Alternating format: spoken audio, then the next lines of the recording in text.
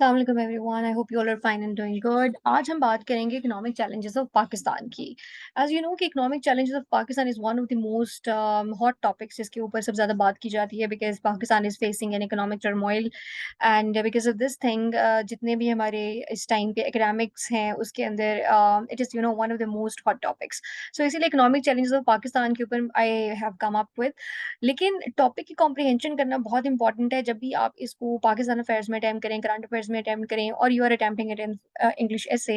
So you must have a very good topic comprehension first of all, because most of the times when I ask my students what are the economic challenges of Pakistan, so they give me a very long list. हम लोगों ने उस long list पे नहीं जाना, हम लोगों ने बहुत ज़्यादा हाई लेवल जो हमारे चैलेंजेज़ हैं, बेसिकली जो हमारे हाई लेवल चैलेंजेज़ होते हैं, वहीं से हमारे छोटे-छोटे और चैलेंजेज़ जो हैं, वो ड्रॉ आउट हो रहे होते हैं। For example if we are talking के the economic challenge that Pakistan is facing currently, कि हमारा बजट डेफिसिट है, हमारा ट्रेड डेफिसिट है, we are facing the trade deficit, we are facing the imbalance of payments, या बैलेंस ऑफ पेमेंट क्राइसिस जिसको कहते हैं, वो चल रहा है, हमारी मनी डिवैल्यूएशन है, रूपी डेप्रिसिएशन है, अनएम्प्लॉयमेंट है, पॉवर्टी है, low standard of living and things like this. तो ये सारे के सारे जो प्रॉब्लम्स होते हैं, they are basically drawn out from the major problems जो कि पाकिस्तान के इकोनॉमिक चैलेंजेस को जिसके अंदर हम सम अप करते हैं, और which are being summed up as economic challenges of Pakistan. So basically जो हम लोगों ने हाई लेवल चैलेंजेस बताने होते हैं, वो हम लोग के बस कुछ ही हैं जिनके ऊपर हम लोगों ने फोकस करते हुए वहाँ से ही अपने सारे के सारे इम्पैक्ट्स को ड्रॉ आउट करना है। इन सब इकोनॉमिक चैलेंजेस के ऊपर सेपरेटली भी मैं हर चैलेंज के ऊपर एक-एक video I would be posting the lecture. But for now just stay focused that जब भी हम लोगों ने बात करनी कि पाकिस्तान के कौन से इकोनॉमिक चैलेंजेस हैं, तो you must know that there are only few economic challenges that Pakistan is facing, which are basically not, which are few but which are quite you can say remarkable, very devastating. So इस वजह से जो number of factors हैं which are behind them, they are a lot, which are there are many factors which are playing their role here, and those include basically a large trade deficit, high levels of the public debt, low levels of the foreign investment, and a lack of the economic diversification. सो ये हमारे major major जो हैं वो high level challenges हैं। अब अगर हम economic challenges of Pakistan को सामने लेकर आएँ, उनको हम फ़िल्टर आउट करें, तो we would only find out कि there are only and only 4 ones. One is the large trade deficit, the other one is high levels of the public debt, the third is the low levels of foreign investment, and the last one is the lack of the economic diversification. इन सब के ऊपर अलग से भी I would be posting a video, but अभी हम लोग economic challenges को सम अप करते हैं और देखते हैं इकोनॉमिक चैलेंजेस को हम लोग पाकिस्तान जो है उस जो फेस कर रहा है, उनके क्या वे आउट है, how to basically correct the situation. अब सॉल्यूशन इसका क्या है? ये तो हमें समझ आ गया है कि जी ठीक है, पाकिस्तान बहुत ज़्यादा जो है वो इकोनॉमिक चैलेंजेस फेस कर रहा है, लेकिन इकोनॉमिक चैलेंजेस का जो है वो सॉल्यूशन क्या है? तो बेसिकली हम लोग अगर ये कहें कि आईएमएफ से हम लोग कर्ज़े लेंगे, हम ये करेंगे, हम वो करेंगे, तो basically there is no one size fit for all model जो है वो नहीं होता। हर एक के अपने यूनिक इकोनॉमिक चैलेंजेस होते हैं, अपनी यूनिक इकोनॉमी के फीचर्स होते हैं, वहाँ के लोगों के फीचर्स होते हैं, उसकी पॉपुलेशन साइज़, उसका गवर्नेंस का स्ट्रक्चर, उसके गवर्नेंस के models, how the things are being dealt at that particular country. वो सारी की सारी चीज़ें जो होती हैं वो उस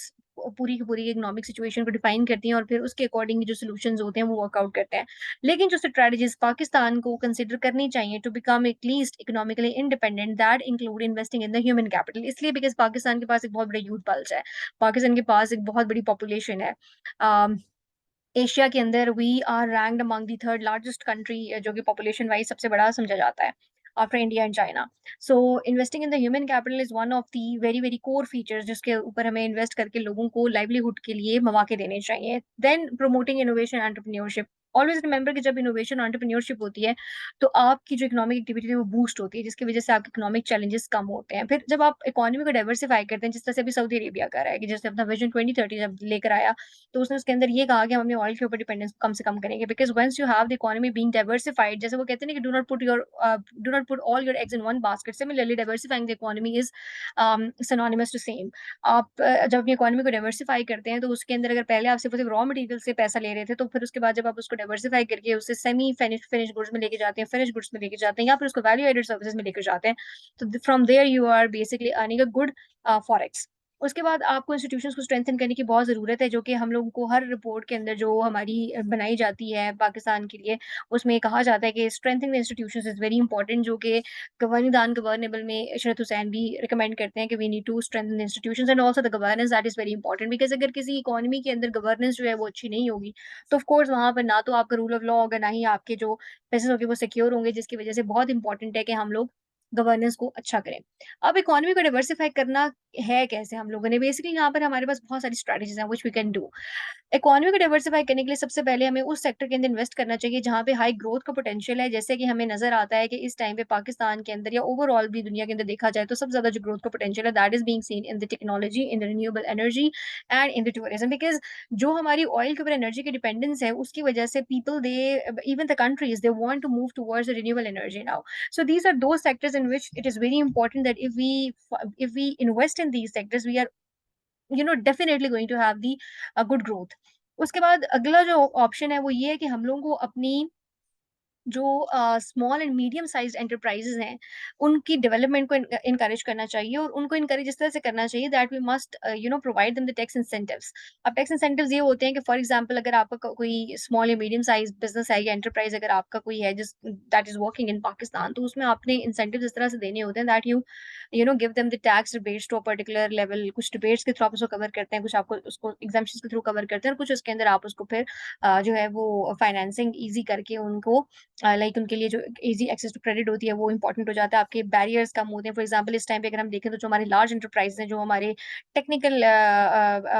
टेक्नोलॉजिकल बिज़नेसेस हैं, टेक्निकल ओरिएंटेड बिज़नेसेस हैं, उसके अंदर ये है कि for example if you have to import any equipment from abroad from other countries, तो इम्पोर्ट के लिए आपने ये करना होगा कि first of all you have to अपना एक आपने फ्लॉट करना है, रिक्वेस्ट फ्लॉट करनी है, जो कि 45 डेज़ पहले लैंड करेगी स्टेट बैंक के साथ और फिर उसके बाद उसके अप्रूवल आने के बाद you would be able to import that particular thing. लेकिन जहाँ पर आपका फास्ट मूविंग गुड्स हैं, जहाँ पे आप टेक्नोलॉजी के जो प्रोडक्ट्स हैं, उनकी डिमांड आपके मार्केट में इतनी ज़्यादा सैचुरेटेड है कि वहाँ पे you can not wait that much, तो वो चीज़ें बेसिकली आपको जो है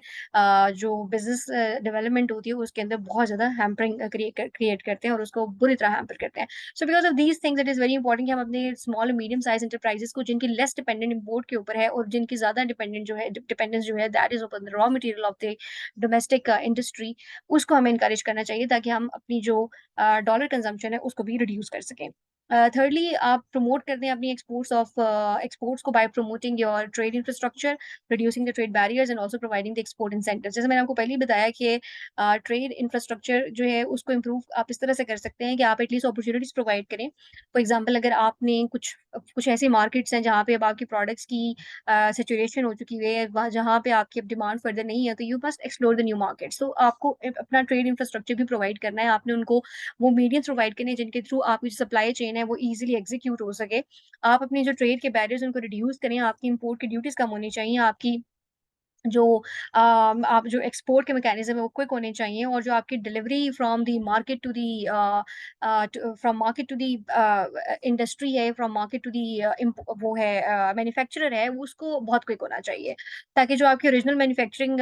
है वो फ़ॉरेन प्रोड्यूस और वो आपके जो है वो एंड यूज़र तक पहुँचे। सिमिलरली आप एक्सपोर्ट इंसेंटिव्स भी दे सकते हैं, जैसे मैंने बात की कि आप इम्पोर्ट ड्यूटीज़ कम कर सकते हैं।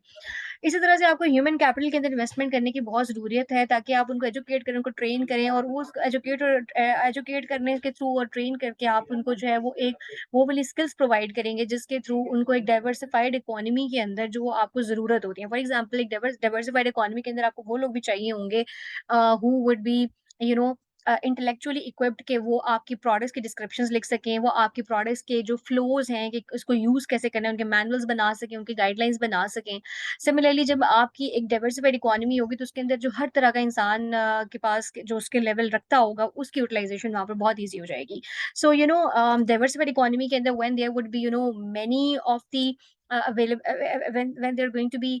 many of the products available, एक इकोनॉमी में बहुत सारी रेवेन्यू स्ट्रीम्स होंगी तो वहाँ पे अकॉर्डिंगली आपकी बहुत सारी स्किल्स भी यूटिलाइज होंगी। सिमिलरली आपको इनकरेज करना चाहिए फॉरेन इन्वेस्टमेंट को ताकि आपको जो इन्वेस्टर है वो पाकिस्तान के अंदर आके यहाँ पर इन्वेस्टमेंट करे ताकि आपकी जितनी ईज़ी इन्वेस्टमेंट होगी, जितना आपके बैरिकेड्स और बैरियर्स कम होंगे टुवर्ड्स द एफडीआई, उतना ही आपके जो बिज़नेस है वो पाकिस्तान के अंदर आएँगे, यहाँ पर सिक्योर होंगे और यहाँ पर आके अपने बिज़नेस को जो है वो रन करेंगे। द लास्ट थिंग इज़ कि बेसिकली आपको जो है वो स्पेशल इकोनॉमिक ज़ोन्स जो है वो बनाने चाहिए और स्पेशल इकोनॉमिक ज़ोन्स हमेशा वो होते हैं जो कि आपको फेवरेबल टैक्स और रेगुलेटरी रिजीम्स देते हैं ताकि आप इन्वेस्टमेंट को किसी स्पेसिफिक सेक्टर के लिए अट्रैक्ट कर सकें। फॉर एग्ज़ाम्पल सबसे पहले तो मैं आपको ये बता दूँ कि स्पेशल इकोनॉमिक ज़ोन्स के ऊपर I am going to bring a video जिसके ऊपर हम डिटेल में बात करेंगे स्पेशल इकोनॉमिक ज़ोन दुनिया में कहाँ-कहाँ एग्ज़िस्ट करती हैं, ये होती क्यों हैं, इनके बेनिफिट्स क्या हैं and all that. So stay tuned to my channel, you would surely get to learn कि हमें ज़रूरत क्यों होती है एसईज़ीज़ की। But again the thing is कि एसईज़ीज़ का आपको फ़ायदा ये होता है कि फॉर एग्ज़ाम्पल आपने कोई एक ज़ोन बना दी जो कि सिर्फ़ और सिर्फ़ आपकी इंडस्ट्री स्पेसिफ़िक है या मैन्युफैक्चरिंग स्पेसिफ़िक है या सर्विसेज़ स्पेसिफ़िक है। उस पर्टिकुलर ज़ोन के अंदर आपने एक पर्टिकुलर टैक्स रिजीम एक इंट्रोड्यूस करवा दी और उसके अंदर आपने एक रेगुलेटरी रिजीम बना दी जिसकी बेसिस के ऊपर जो लोग होते हैं वो उस स्पेशलाइज्ड सिर्फ और सिर्फ उस पर्टिकुलर टेरिटरी उस पर्टिकुलर ज़ोन के अंदर जो बिज़नेस कर रहे होते हैं they are very much incentivized जिसके थ्रू आपकी वो एक पर्टिकुलर जो इंडस्ट्री होती है उसको बूस्ट दिया जाता है या फिर वहाँ से उसके जो प्रोडक्शन के मैकेनिज़्म्स हैं, जो उसकी मैन्युफैक्चरिंग और उसकी डिस्ट्रीब्यूशन के मैकेनिज़्म है, दे आर बीइंग कंट्रोल्ड। सो ये कुछ हमने स्ट्रेटजीज़ डिस्कस की जिसके थ्रू पाकिस्तान अपने इकोनॉमिक चैलेंजेस को जो है वो ओवरकम कर सकता है। But at the same time जब भी हम इस तरह के चैलेंजेस को ओवरकम करने की बात करें तो उसके अंदर सबसे टॉप मोस्ट चीज़ होती है वो ये होती है कि ये सब चीज़ें तभी होंगी जब एक विलिंगनेस होगी और जब लोग जो हैं वो उनके अंदर अवेयरनेस आएगी और गवर्नमेंट के अंदर इस चीज़ को करने की exactly they would have the enough muscle that they have actually लेकिन उनके पास विलिंगनेस भी जब होगी तो both together would of course make the miracles happen. So this was all from today and I hope you have liked it एंड आपके लिए काफ़ी इन्फॉर्मेटिव हुआ होगा। So stay tuned and I wish you all very good luck. Thank you. अल्लाह हाफ़िज़।